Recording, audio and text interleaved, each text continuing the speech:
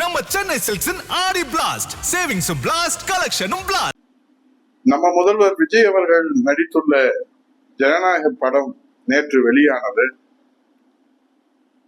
இதனாலே தமிழகத்திலே நாம் நினைத்தது போல அறிவிக்கப்படாத அரசு விடுமுறை அமுல்படுத்தப்பட்டிருக்கிறது.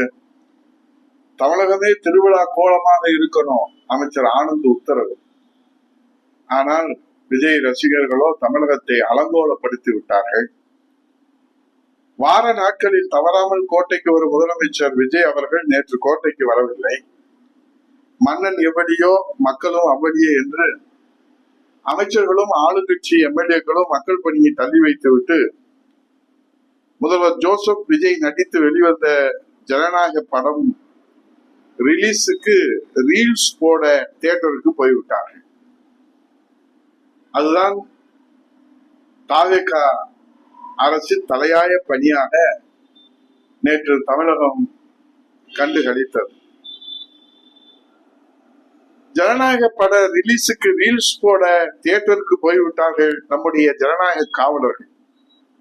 அதோடு மட்டுமா, அங்கே தியேட்டரிலே குற்றால அருவியிலே தண்ணீர் கொட்டியது. என்னவென்று திரும்பி பார்த்தால் தமிழக அமைச்சர்களின் கண்களிலே கண்ணீர் கொட்டிய அந்த காட்சி நம் நெஞ்சத்தை துடிதுடிக்க வைத்து விட்டது, பதற வைத்து விட்டது. இந்த ஆண்டு காவிரியிலே டெல்டா பாசனத்திற்கு தண்ணீர் திறந்து விட முடியவில்லையே, அதனால் வந்த கண்ணீரோ? கர்நாடகா தாய் தமிழ்நாட்டிற்கு தண்ணீர் தர மறுக்கிறதே, அதனால் வந்த கண்ணீரோ? சாமானிய மாணவர்களை பாதிக்கும் நீட் தேர்வை ரத்து செய்ய முடியாமல் போராடி கொண்டிருக்கிறார்களே மாணவர்கள், அதனால் வந்த கண்ணீரோ? கர்நாடகா மேகதாது அணை கட்டுவதை எப்படி தடுப்பது என்பதனாலே வந்த கண்ணீரா? அரசு மருத்துவமனையிலே நோயாளியின் ஒரு விரலையே எலி கடித்து கொண்டு போனதே, அதனால் வந்த கண்ணீரா? தொடர்ந்து அருணாச்சலம் என்கிற ஒரு இளைஞன் லாக்அப் டெத் மரணங்கள் நேற்றைய தினம் தமிழகத்தை உலுக்கியதே.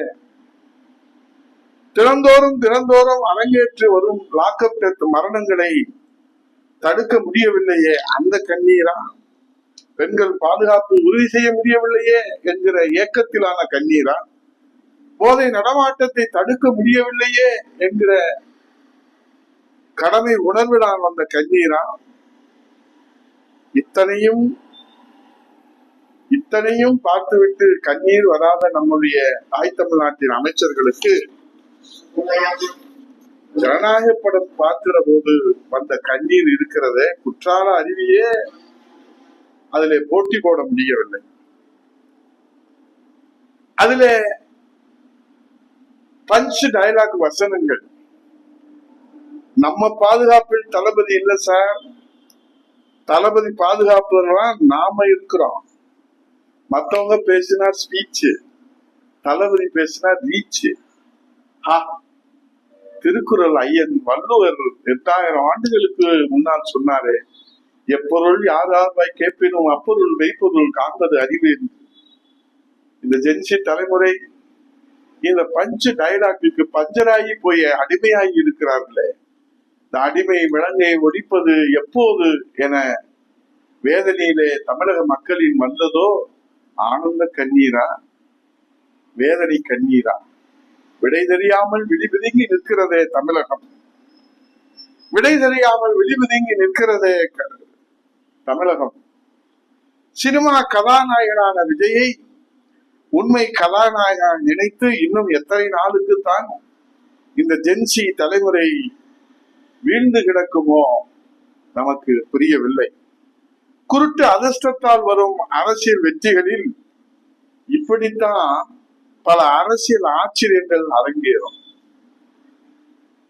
குருட்டு அதிர்ஷ்டத்தால் வந்த அரசியல் வெற்றிகளினால் இப்படித்தான் சில அரசியல் ஆச்சரியங்கள் அரங்கேறும். அதுதான் நேற்று அரங்கேற்றம் ஆகியிருக்கிறது ஜனநாயக திரைப்படம்.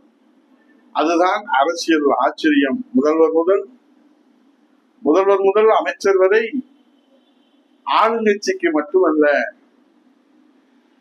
இந்த நாட்டிற்கே அறிவிக்கப்படாத அரசு விடுமுறையை அமல்படுத்திய வரலாறை இந்த தமிழகம் பார்த்ததுண்டா? இன்னும் அரசியல் ஆச்சரியங்கள் காத்திருக்கிறது. நமக்கு பொறுத்திருந்துதான் பார்க்க வேண்டும். காலம் நல்ல தீர்ப்பை வழங்கும். அப்போது ஜென்சி தலைமுறைக்கு வசீகரம் எது, வாழ்க்கை எது, கவர்ச்சி எது, கவனம் எது என்பது புரியும். அப்போது நம்ம முதல்வர் விஜயின் ஜனநாயக பாதுகாவலரின் மாய பிம்பம் சுக்கு நூறாக உடைந்து போகும். பொறுத்திருந்து பார்ப்போம். நன்றி, வணக்கம். நம்ம சென்னை சில்க்ஸின் ஆடி பிளாஸ்ட் சேவிங்ஸும் பிளாஸ்ட் கலெக்ஷனும் பிளாஸ்ட்.